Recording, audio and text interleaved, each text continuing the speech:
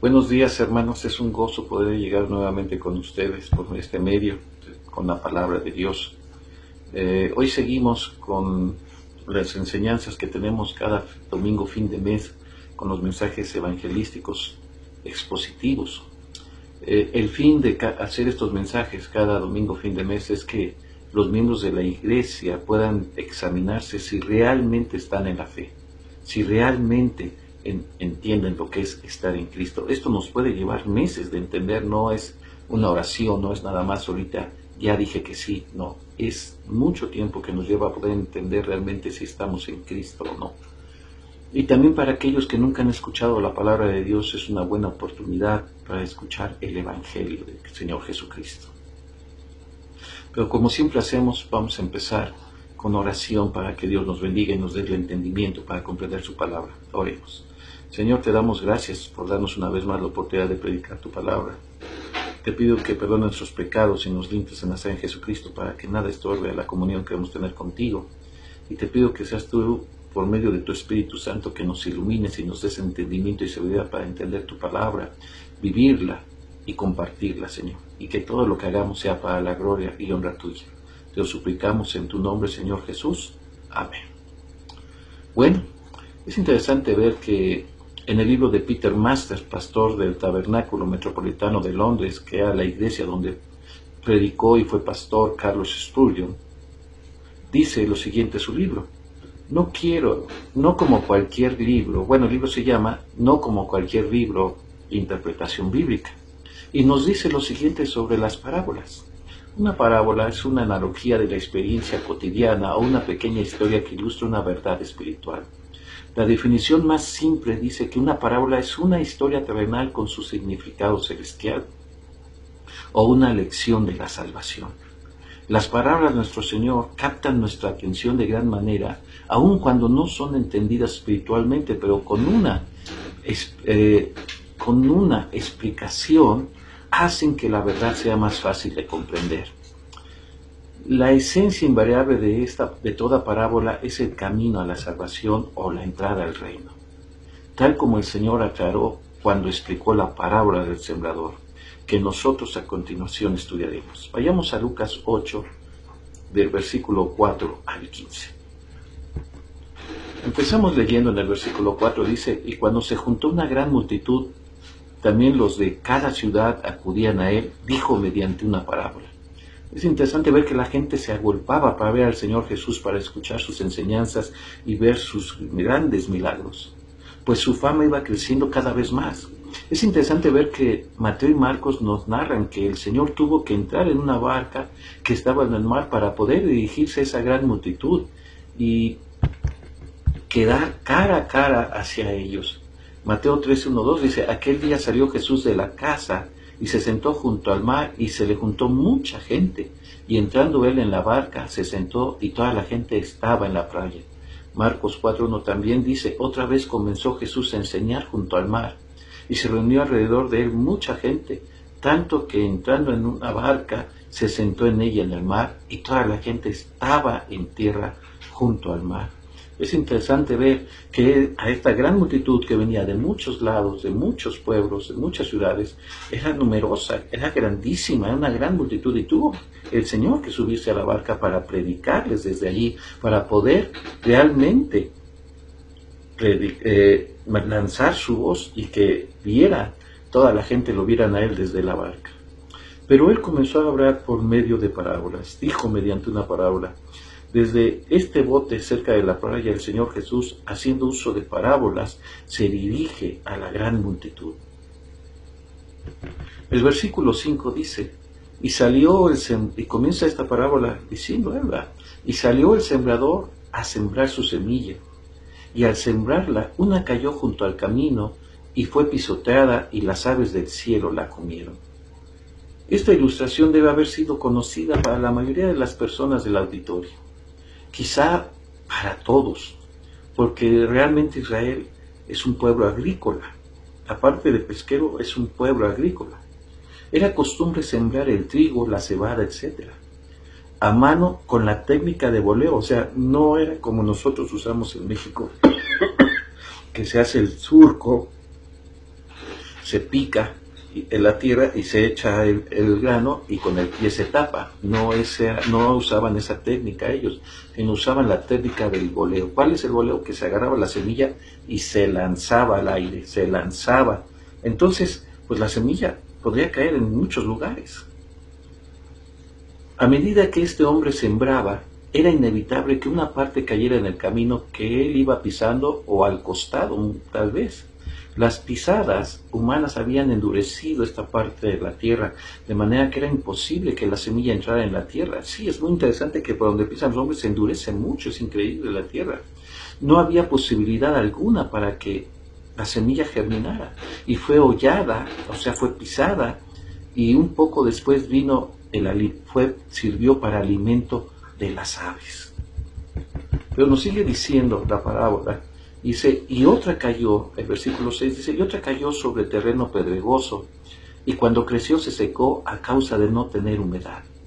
Es típico en Palestina, ahora Israel y sus alrededores, que una porción considerable de su tierra arable se encuentra sobre estratos rocosos.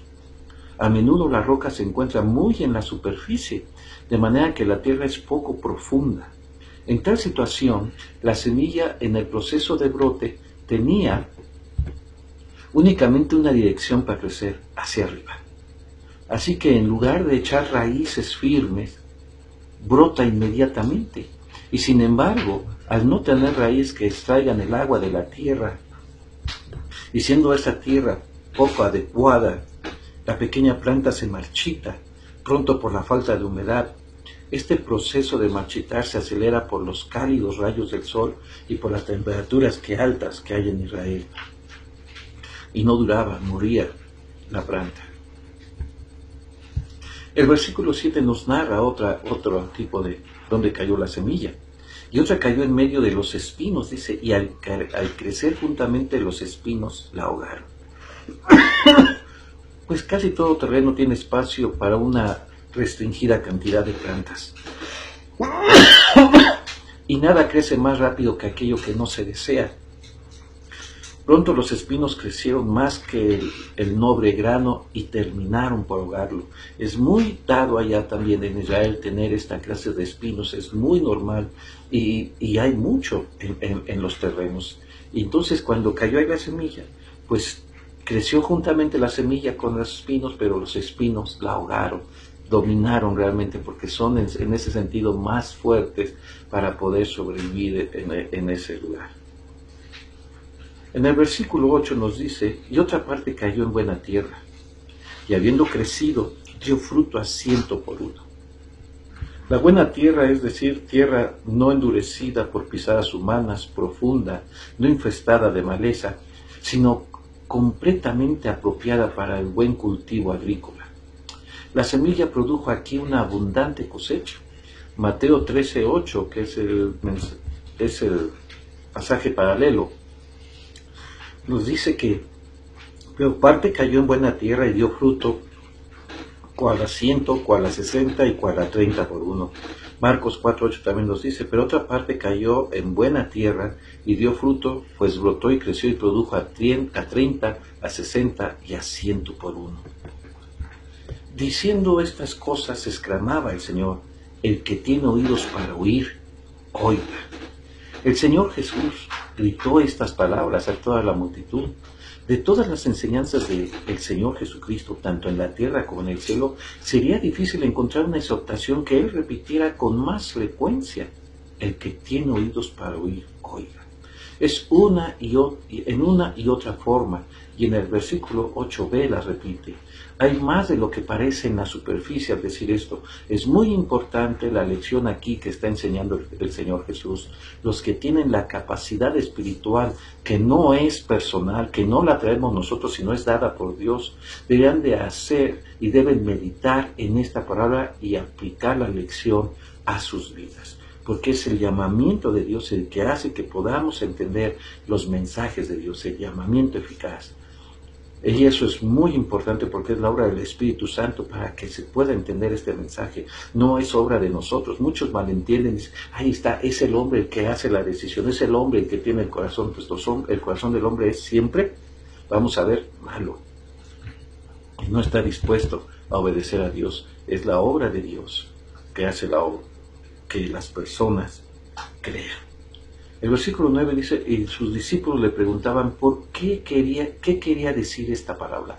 ¿Qué quería decir? Bueno, la pregunta de los discípulos no se debe interpretar como queriendo decir que era una nueva cosa, una novedad el enseñar por medio de este tipo de narraciones de parábolas, como algo introducido aquí y ahora por Jesús, y que nunca antes se había usado, nunca se había escuchado. No.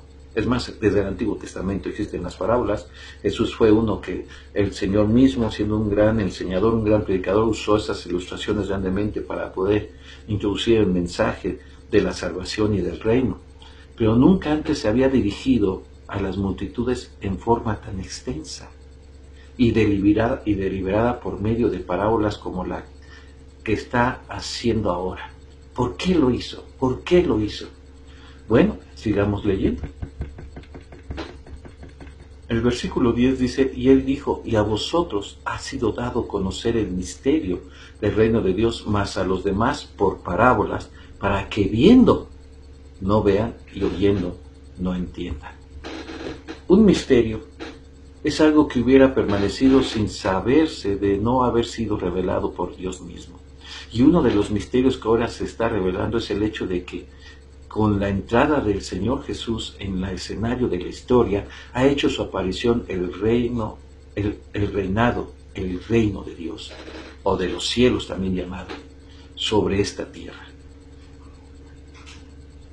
Dice, mas a los demás, por parábolas. Es interesante que a los elegidos de Dios, Dios se revela él mismo y revela sus misterios, pero a los demás, por parábolas, para que viendo no vean y oyendo no entiendan. Mateo nos explica estas palabras en capítulo 13 de Mateo 13 al 17, citando precisamente una profecía, una enseñanza de Isaías 6:9. Vamos a ver qué dice Mateo 13, 13 al 17. Permítame leerlo. Dice así, la palabra de Dios dice, Mateo 13, 13 al 17 dice, por esto les hablo por parábolas. Está explicando la misma parábola en Mateo 13 del sembrador. Y dice, por eso les hablo por parábolas, porque viendo no ven y oyendo no oyen ni entienden.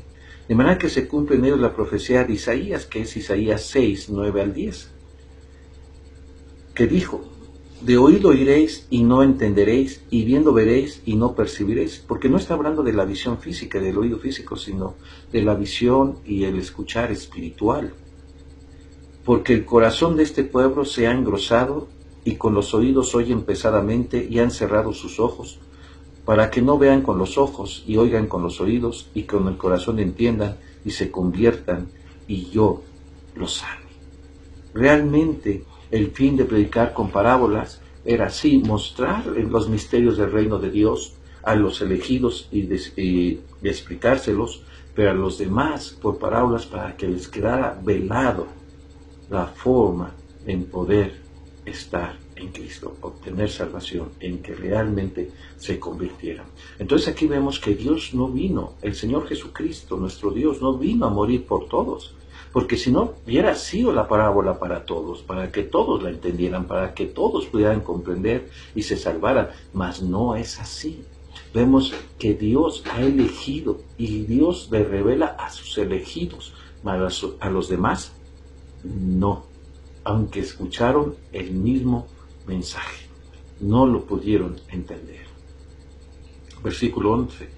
Esta es pues la parábola, y la semilla es la palabra de Dios, dice. Es interesante ver que el Señor Jesús da ahora una respuesta más específica a la pregunta hecha por sus discípulos.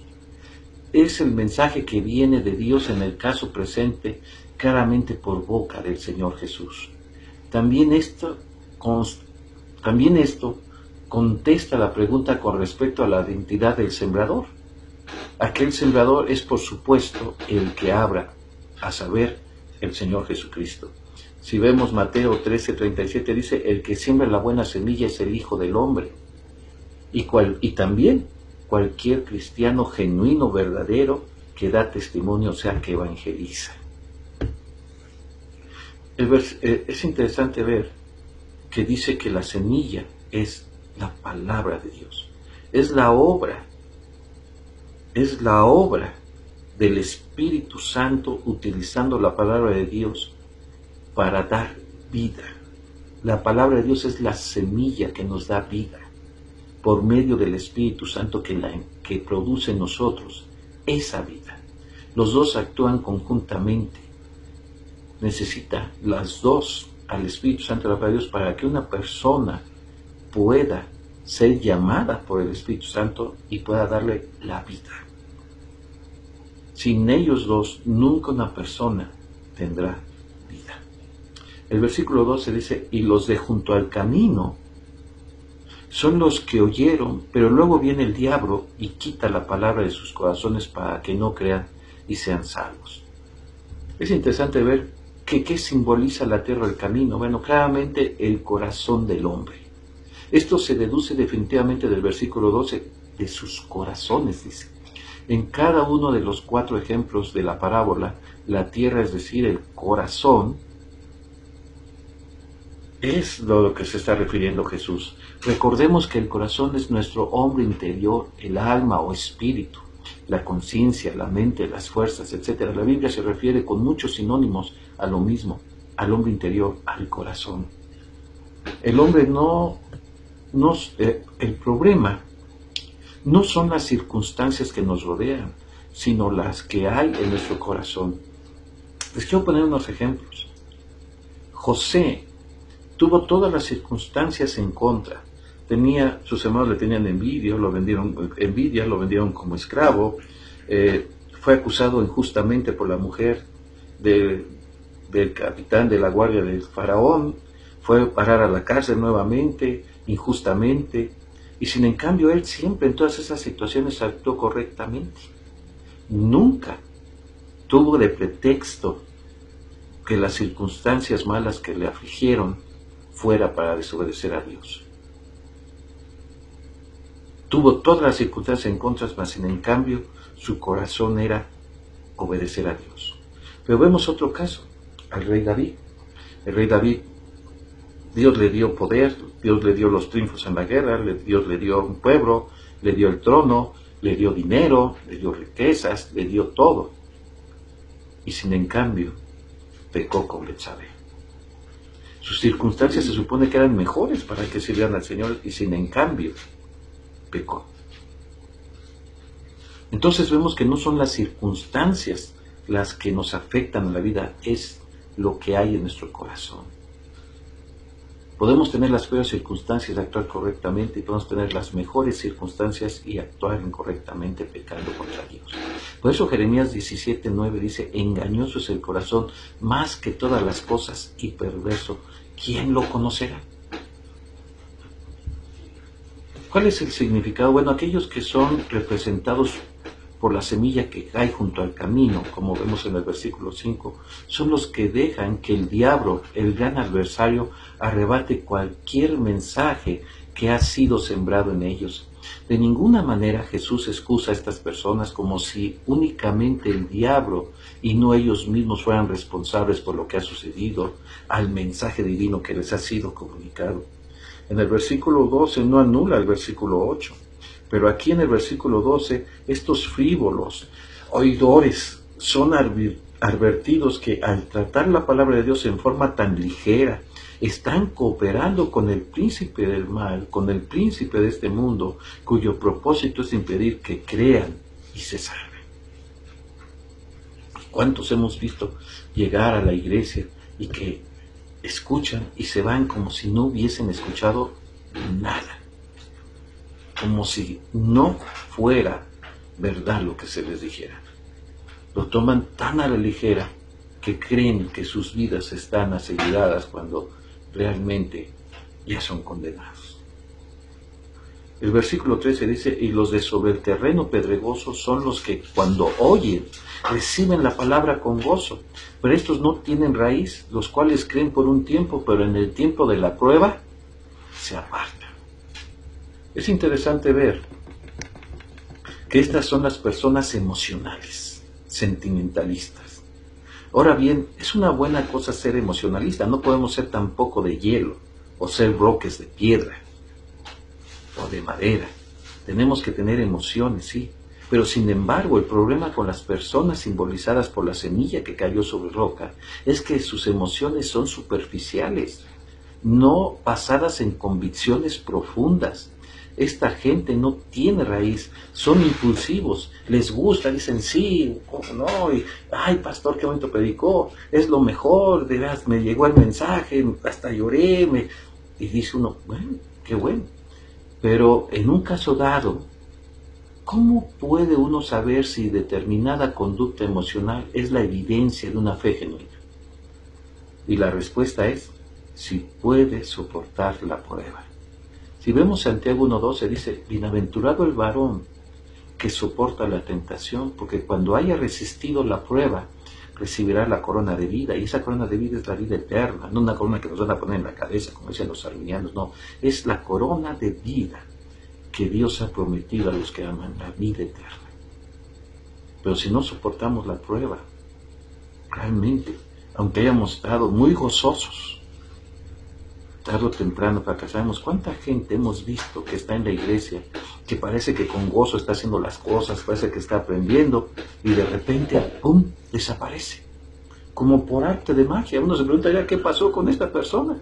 Porque son este tipo de personas, los emocionalistas, que parece que quieren aprender, parece que quieren servir, parece que sí están decididos, pero cualquier prueba que viene a sus vidas los hace fracasar y se van de la iglesia.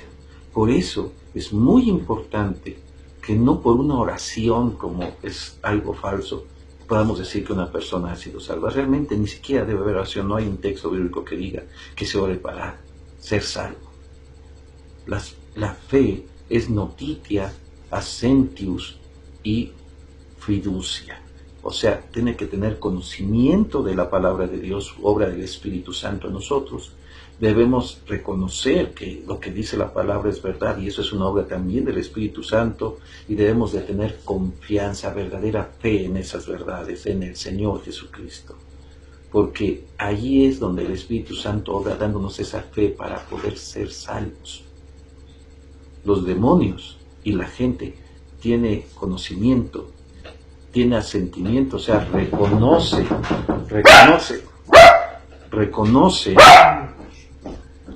que esa es la verdad, pero tienen un problema, no creen en Jesucristo, no confían en Jesucristo, y ese es el gran problema de esto, que no confían en Cristo, y los demonios y la mayoría de la gente les sucede estas cosas. Pero sigue diciendo el texto, el 14, y los que caen entre espinos, estos son los que oyeron, mas al continuar su camino son agados por preocupaciones, riquezas y placeres de la vida, y no producen fruto maduro. En la manera que este mensaje se resume por Lucas en el versículo 14, el Señor advierte especialmente contra estos tres peligros.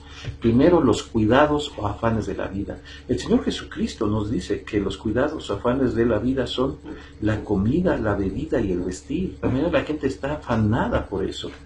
Cree que la vida consiste de los bienes que posee. Mateo 6, 25 y 31 nos dice, por tanto os digo, no os afanéis por vuestra vida qué habéis de comer o qué habéis de beber, ni por vuestro cuerpo qué habéis de vestir. ¿No es la vida más que el alimento y el cuerpo más que el vestido?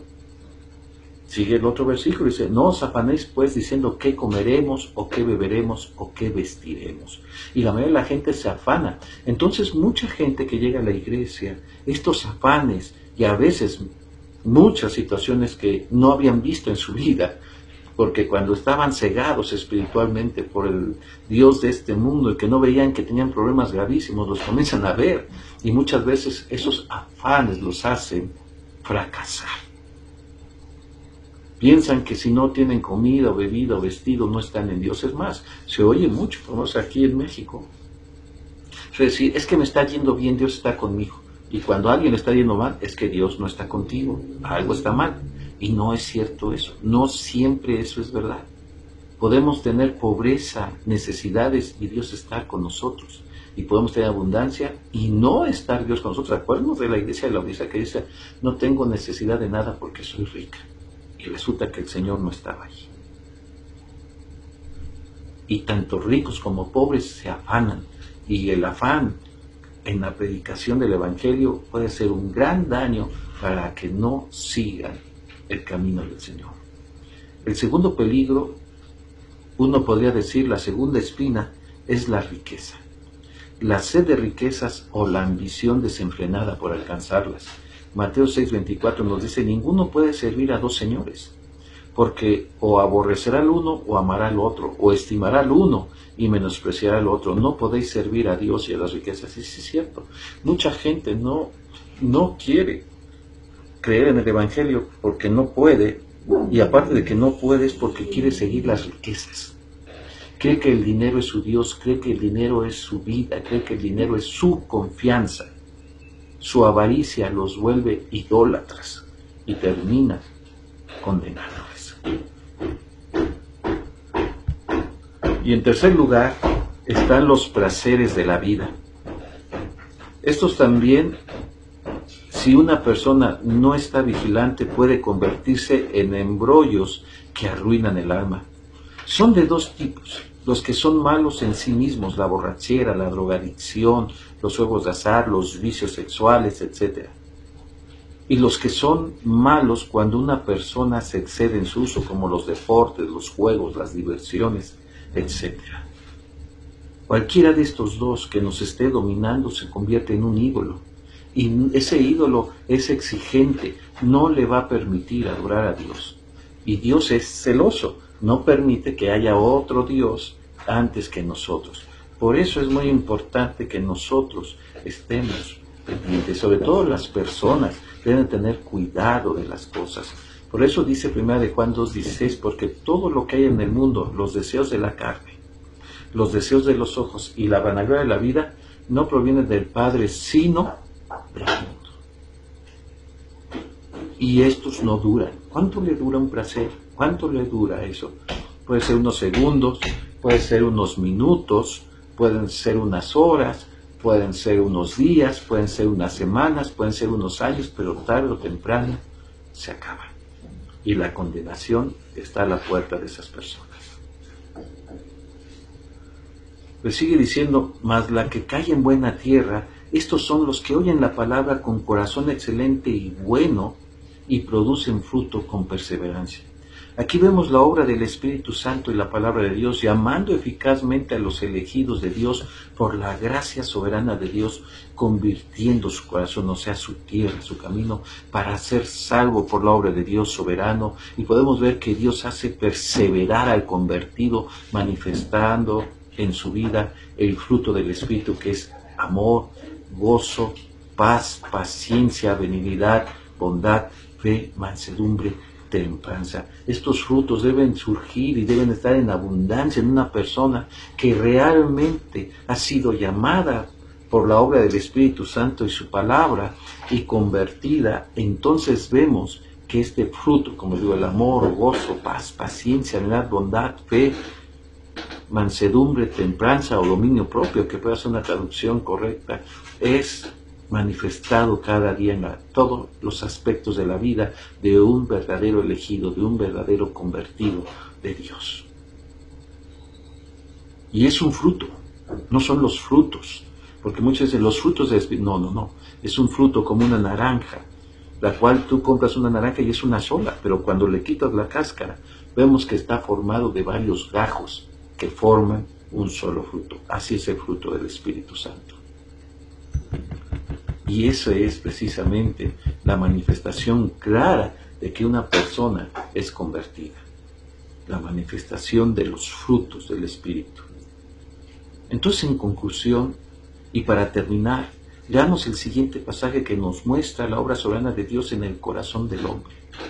Solamente Dios puede obrar y puede salvar, porque la salvación pertenece a Jehová. Y Él es el que hace que la semilla, la palabra de Dios, germine en los corazones que Dios ha preparado de antemano para que reciban la palabra de Dios y se salve. Ezequiel 36, 25 al 27 dice: esparciré sobre vosotros agua limpia, y seréis limpiados de todas vuestras inmundicias, y de todos vuestros ídolos os limpiaré, hablando de la obra del Espíritu Santo y la palabra de Dios en nosotros, que nos limpia de todo pecado, por la sangre de Cristo. Y entonces dice: y os daré corazón nuevo. Toda persona necesita un trasplante de corazón espiritual. Dice: y pondré espíritu nuevo dentro de vosotros, una nueva vida, que es dada por Dios. No la podemos nosotros pedir, no la podemos obtener, no la podemos comprar. Ese corazón nuevo y ese espíritu nuevo es solamente dado por Dios. Y ahí les dice: os daré, no dice obtendrán. Y quitaré, dice, de vuestra carne el corazón de piedra, y os daré un corazón de carne. Y fíjense que es la obra de Dios: os daré, pondré, quitaré, os daré. Y dice otra vez: y pondré, Dios, dentro de vosotros mi espíritu, el Espíritu Santo, para que obre en nosotros la obra de hacer los frutos y de obediencia a Dios, y haréis que andéis en mis estatutos y guardéis mis preceptos y los pongáis por obra. Frutos del Espíritu, la obediencia. Y eso es muy importante, hermanos. Eso es lo que es una persona realmente que está en Cristo. ¿Sigue usted siendo el mismo de años? Aunque esté en la iglesia, aunque dé diezmos, aunque ore, aunque lea la Biblia, aunque dirija los himnos, aunque dirija el culto, aunque predique la palabra, ¿sigue siendo el mismo de cuando era inconverso? No ha nacido usted de nuevo, no tiene un corazón nuevo y un espíritu nuevo, y mucho menos al Espíritu Santo para que lo guíe a obedecer y a tener ese fruto. Es bueno que examine su vida, si estamos realmente en la fe, usted y yo, para que veamos si realmente Dios nos ha convertido, y si no, y si se está dando cuenta en este momento, pues como hizo el publicano, arrodíllese y suplíquele a Dios que sea misericordioso con este pecador, con usted como pecador. Y quién sabe si Dios lo esté llamando precisamente para darle la vida, y entonces pueda recibir a Cristo como su Señor y Salvador. Oremos para terminar.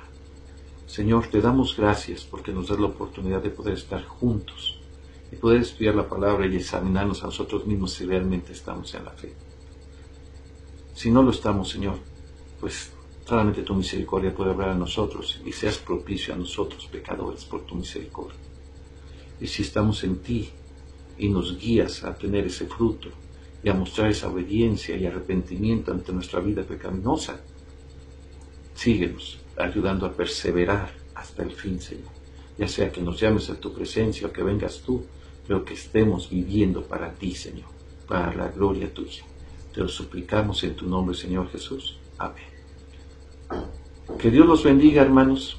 Fue un gozo compartir la palabra de Dios con ustedes y sigamos orando para que Dios nos preste vida y podamos seguir compartiendo la palabra de Dios. Estos mensajes están siendo subidos también al YouTube por un hermano de la iglesia, en la Iglesia Bautista Reformada de Trágua. Lo pueden buscar en YouTube y van a encontrar muchos mensajes de los cuales ya hemos predicado, si los quieren compartir. Que Dios los bendiga, hermanos, y un gozo compartir la palabra de Dios con ustedes. Bye.